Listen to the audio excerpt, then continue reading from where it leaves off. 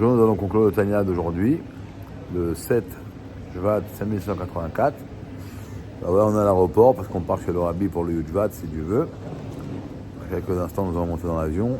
Mais avant de monter dans l'avion, nous allons conclure le shiur d'aujourd'hui.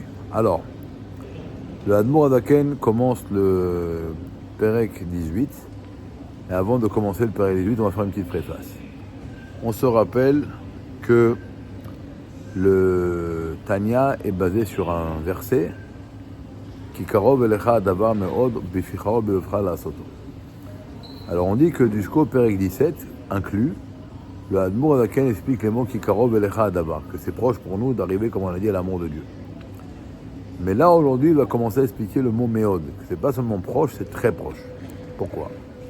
Si vous vous rappelez, on a parlé hier et avant-hier qu'il y a un minimum d'amour, ne serait-ce qu'intellectuel, que chacun d'entre nous est obligé de développer à l'intérieur de lui, de dévoiler, pour être un Benoni, de pratiquer les mitzvot positives et de se préserver des mitzvot négatives.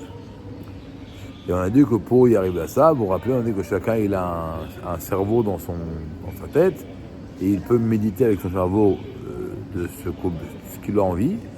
Et donc s'il médite sur la grandeur de Dieu, c'est d'une certitude qu'il va réussir à dévoiler un minimum d'amour de Dieu. Maintenant, l'Admor Adaken fait cas d'un homme qui n'est pas capable de méditer, ou parce qu'il n'a pas assez étudié, ou parce qu'il n'a pas les capacités intellectuelles de méditer. Alors comment lui, il peut réussir à quand même aimer Dieu? Alors l'Admor Adaken va essayer de nous parler d'un amour intrinsèque, un amour qui se trouve dans biologiquement ancré en nous. On va en parler longuement pendant plusieurs jours. C'est un amour qui est caché. Pourquoi il est appelé caché, on en parlera plus tard également. Et cet amour-là, on peut le réveiller, pas forcément en méditant sur la grandeur de Dieu, mais on va apprendre en tout simplement se rappelant que nous sommes des Juifs et que nous avons une âme juive. Avant d'expliquer tout ça, le Rabbi, aujourd'hui, l'Admor Adaken pose 4 questions.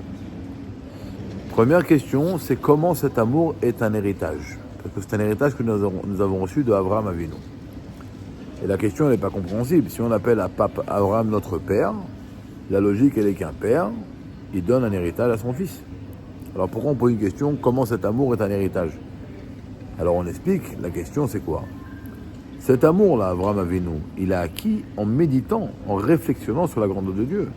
Et donc c'est pas censé passer en héritage.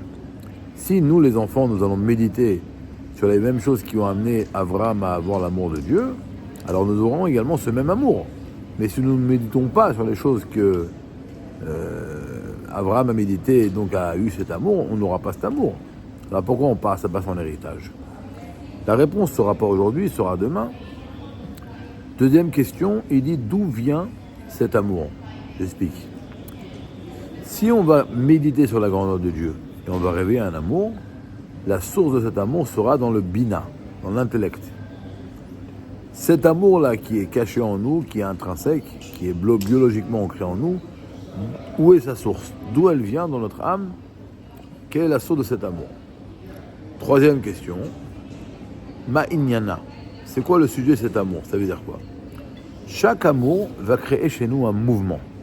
Par exemple, l'amour qu'on va acquérir à travers la méditation et la réflexion sur la grandeur de Dieu va créer chez nous, a priori, une envie de s'attacher à Dieu et donc de redoubler d'efforts dans l'étude de la Torah et dans l'accomplissement des mitzvot.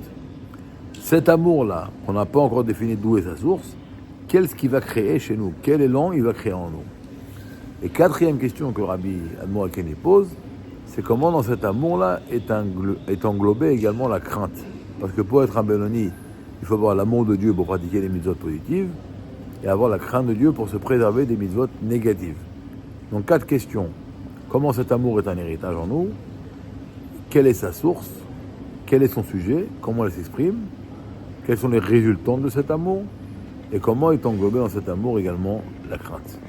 On continuera demain avec l'aide de Dieu.